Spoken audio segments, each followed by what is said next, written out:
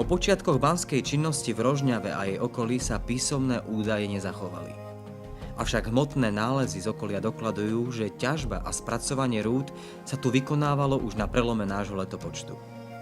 Banickú činnosť umožňovali bohaté náleziská rôznych rúd, drahých a farebných kovov i železa. V počiatkoch sa dobývali ľahko dostupné žily v tzv. Oxidačnom pásme, povrchové a podpovrchové. Keď sa tieto vyčerpali, začala sa niekoľko storočí trvajúca história hlbinného dobývania rúd. Popri baniach, ktorých hlavnou súčasťou boli štôlne i malé šachty, vznikali v okolí početné zariadenia na úpravu a spracovanie rudy. V 16. storočí sa v Rožňave ťažilo hlavne zlato, striebro a meď. V druhej polovici 17. storočia sa začala ťažiť vo väčšom rozsahu železná ruda. Postupne sa ťažba železných rúd a železiarska výroba v okolí Rožňavy koncentrovala do rúk Rimamuránsko-Šalgotariánskej železiarskej účastnínej spoločnosti Rima. Do roku 1909 vybudovala pred ústím dedičnej štôlne úpravnícke prevádzky, administratívne budovy, zdravotné stredisko, obchody, školu a byty pre úradníkov i technikov.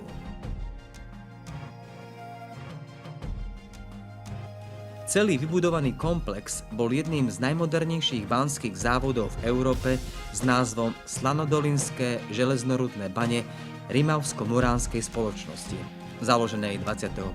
marca 1881. Do jej pôsobnosti patrili bane na území Rožňavy, Nadabuli, Rudnej, Rožňavského Bystrého, Rakovnice, Nižnej Slanej a ďalšie. V roku 1918 zriadila spoločnosť v Rožňave riaditeľstvo pre všetky svoje závody. Druhým významným podnikateľom v baníctve železných rúd v Rožňave popri spoločnosti Rima bol uhorský štát Erár, ktorý od roku 1801 vlastnil banské polia na svahoch Tureckej. Za miesto výstavby si vybrali Nadabulu, kde v roku 1895 začali raziť dedičnú štôlňu Lukáč Ladislav dlhú 3000 metrov, ktorá v podzemí po vyrazení spojila ložiská rúd Nadabula-Rudna. V roku 1912 až 14 vybudovali štátne bane pred ústím štôlne, upravárenský komplex a osadu pre baníkov a technikov.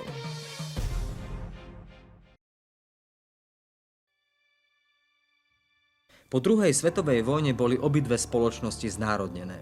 Všetok banský a železiarsky majetok sa stal majetkom štátu a dostal sa pod národnú správu. V roku 1946 bol zriadený národný podnik Železnorudné bane, ktorého sídlom sa stala Spišská Nová Ves. V rámci podniku bol vytvorený okrem iného nový závod Rožňava, ktorého súčasťou sa stali baňa Rožňava, baňa Rudná, baňa Mária, ako aj odlúčené bane v Rožňavskom Bystrom, Licinciach, Hrádku, Rákoši a Lom v Gombaseku. Súčasťou závodu boli aj gravitačná úpravňa, pražiareň a aglomerácia.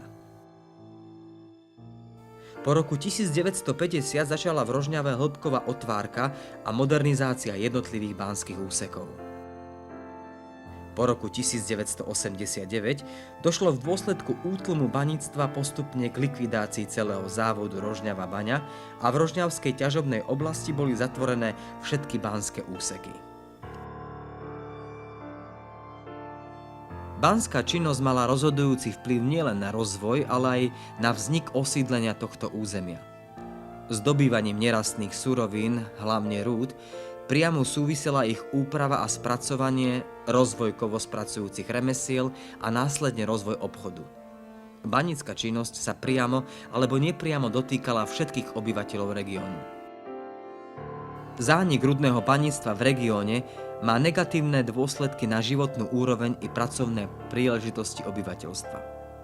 Veď hlavne v období socializmu patrilo baníctvo k štátom preferovaným priemyselným odvetviam a životná úroveň tu bola v porovnaní s inými regiónmi pomerne vysoká. Baníkom som sa rozhodol byť preto, lebo vyrastal som v nádhernom prostredí Krasnej Horky, Malý vrch, kde boli bane. a vtedy môj otec tam robil. Denodenne počuť ten hukot banských vozíkov.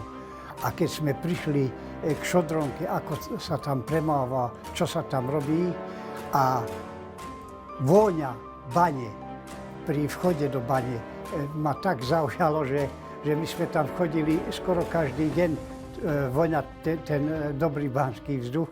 Technické pamiatky, dokladujúce vynaliezavosť ľudského úmu a zručnosť svojich zhotoviteľov, by si určite zaslúžili väčšiu pozornosť a ochranu, ako je to v súčasnosti. Sídlo závodu Rožňava baňa bola na pravom brehu Slanej, smerom na západ od Rožňavy, tesne na úpäti masívu Turecká. V tomto masíve sa nachádza značný počet ložísk železnej rudy. Začiatky výstavby prevádzkových objektov závodu Baňa Rožňava spadajú do roku 1905, keď spoločnosť Rima dala postaviť kalorickú elektráreň a pražiareň. Neskôr bola vybudovaná gravitačná úpravňa a aglomerácia. Rudy ťažené v závode si totiž pred ďalším spracovaním nevyhnutne vyžadovali úpravu. Na to slúžili práve úpravnické zariadenia. Pražiarne a aglomerácie mali najväčší vplyv na znečisťovanie životného prostredia. Tieto prevádzky boli v decembri 1976 pre zastaralosť odstavené. Po skončení likvidácie sa terén zrekultivoval a po úpravni a pražiarni na bani Rožňava okrem fotografií nezostala ani stopa. Úpravňa v Nadabule však pokračovala vo svojej činnosti naďalej. Prešla viacerými rekonštrukciami a upravovali sa v nej rôzne druhy rúd. Centrálna mechanická dielňa zabezpečovala údržbu a opravy takmer celého strojného zariadenia baní i povrchových prevádzok. V závode sa počítalo s postupným vyčerpaním zásob ložísk. Okrem toho bola snaha vytvoriť pracovné príležitosti v závode pre baníkov preradených z podzemia zo zdravotných dôvodov. Choroby z povolania.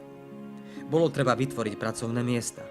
Z toho dôvodu sa začala v roku 1967 vytvárať strojárska výroba, ktorá sa postupne rozvíjala. V roku 1984 sa strojárska výroba na celkovom objeme výroby tovaru závodu podieľala už 58,32%.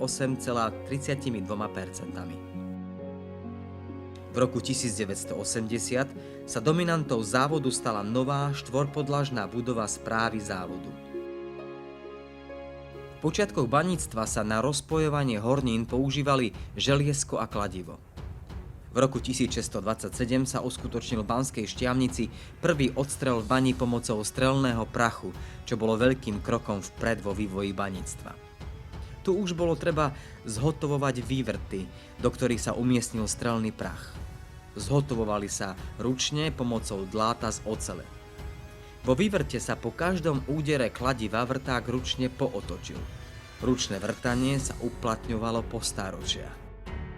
Mechanické vrtanie sa začalo uplatňovať v regióne koncom 19. storočia.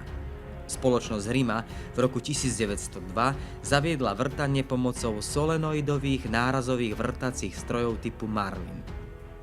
Od roku 1912 sa na vrtanie používal vrtný stroj typu Ingersoll-Rand, poháňaný stlačeným vzduchom.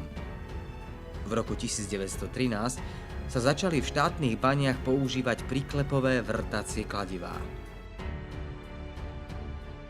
Koľajová doprava s použitím banských vozíkov sa v našich baniach začala zavádzať okolo roku 1860. Znamenala značný pokrok v horizontálnej doprave. V roku 1937 sa začala namiesto ručnej a konskej dopravy uplatňovať doprava dízlovými lokomotívami. Banské diela razené v menej súdržných horninách bolo treba zabezpečiť výstužou. Ako vystužovací materiál slúžilo predovšetkým ihličnaté drevo. V hlavných chodbách sa robila kombinovaná výstuž. Stojky boli zhotovené z dreva a stropnice zo železných nosníkov. Ja som začal v bani najprv pri ťažbe, hlavne pri doprave. Prvé mesiace ako z bani dopraviť železnú rudu na povrch, na Štefan, v ďalších mesiacoch potom v Banidnu z pracovísk ťahať železnú rudu do vozíkov a pripraviť na určité miesto. A po pol roku potom sa mi zapáčila práca, som navštívil pár pracovísk a sa mi zapáčila tá práca, tak som šiel robiť pomocného haviara. Spoločnosť Rima pre zabezpečenie pracovných síl a ich stabilizáciu budovala v každom svojom závode obytné osady. Osadu Rožňavská baňa začala spoločnosť stavať tesne v blízkosti ústia Štvolne Sadlovský. Boli to byty pre stredných a vyšších technikov, správna budova a budova skladu potravín. Nad ústím Štvolne terasovito svahu postupne vybudovala 2 rady obytných kolónií s robotníckymi bytmi. V každom rade bolo 13 prízemných budov a v každej budove 6 bytových jednotiek. Jedna bytová jednotka pozostávala z izby, kuchyne a komory. V byte nebolo hygienické zariadenie, ani nebola zavedená voda. Dvor bol spoločný pre všetkých 6 rodín. Studne na pitnú vodu boli na ulici. Každé 2 budovy mali jednu studňu a hydrant. Úradnícke domy boli tiež prízemné, ale viacizbové, s kúpeľňou, mansardou, samostatným dvorom. Súčasne s výstavbou závodu a robotníckej kolónie postavila Rima v osade aj školu a pri nej byt učiteľa. V 50. a 60. rokoch sa životné podmienky obyvateľov kolónie začali zlepšovať. Vybudoval sa nový vodovod pitnej vody v osade a voda sa zaviedla do každého bytu. Na bytovom fonde robotníkov sa toho nedalo veľa zlepšovať. Bytová otázka sa preto riešila výstavbou nových bytov v Rožňave. Závodné byty na robotníckej kolónii sa v roku 1964 začali odpredávať. Prvou kultúrnou ustanovizňou v osade Rožňavská baňa bol čitateľský spolok založený v roku 1907. Sídlo čitateľského spolku bolo v provizoráte. Tak sa nazývala budova, v ktorej bol obchod s potravinami, hostinec a spoločenské miestnosti vyhradené zvlášť pre vyšších úradníkov a zvlášť pre nižších technikov. Už v roku 1916 vznikla pri závode dychová kapela, ktorá sa zúčastňovala na všetkých verejných slávnostiach, ako aj na pohreboch zamestnancov závodu. Popri dychovej hudbe pôsobila na závode i jazzová skupina, ktorá účinkovala na tanečných zábavách. Baňa vedela dávať, rozdávať šťastie, peniaze, pekné zárobky, istotu rodiny, ale vedela aj brať. Dávala nám okrem dobrej výplaty radosť z kamarátstva, z veľkej baníckej rodiny a tie veľké plesy banícke alebo športové akcie, ktoré sa usporadúvali, keď bol banícky deň v septembri. Ale malo to aj tienistú stránku. Vedela aj brať. Môžeme povedať, že priam žala ľuďom zdravie. Bo tie výpary, alebo prievany, alebo prach zo železnej rudy, hlavne následky, ktoré boli niekedy až katastrofálne, silikóza plus a tak ďalej. Alebo baňa bola dosť aj nebezpečná, nielen pekná robota, ale bola aj nebezpečná a preto niektorí ľudia mali ťažké úrazy. Viem o niektorých dokonca aj smrteľných úrazoch. Po roku 1945 kultúrne aktivity na závode zastrešoval závodný klub ROH. V budove sa okrem hudobného odboru nachádzala knižnica a divadelný krúžok. V roku 1954 bola dokončená prístavba kinosály. Kino so širokým plátnom bolo v tom čase jediným svojho druhu v okrese Rožňava.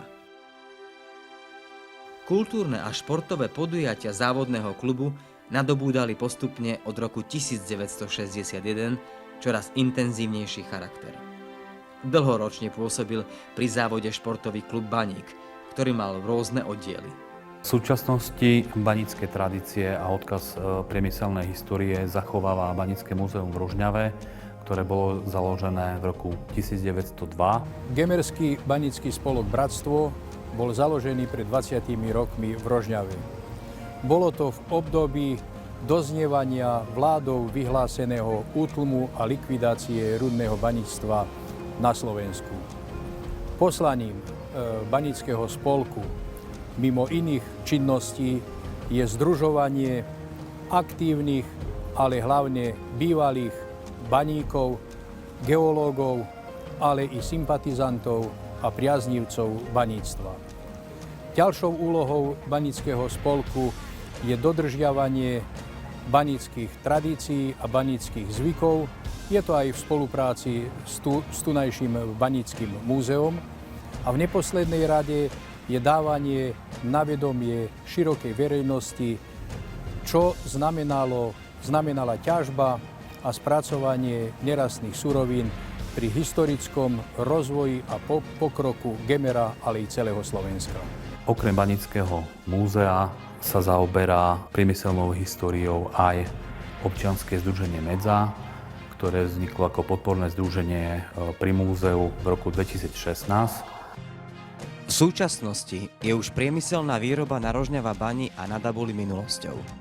O bohatej priemyselnej histórii svedčia nemí svedkovia budovy závodu a prevádzok, či ich torzá a tiež domčeky na niekdajšej baníckej kolónii. Historické vedomosti o tejto významnej priemyselnej lokalite v meste Rožňave uchovávajú kultúrne inštitúcie a aktívne združenia. To poslanie, čo moji predchodcovia, rodičia, prarodičia, alebo otcoví bratia, svokroví bratia, tiež baníci a dokonca veľmi úspešní baníci boli, tak som vstúpil do ich šlapají. To je rodinná tradícia a ako nasledovať ich veci a zúžitkovať ich skúsenosti.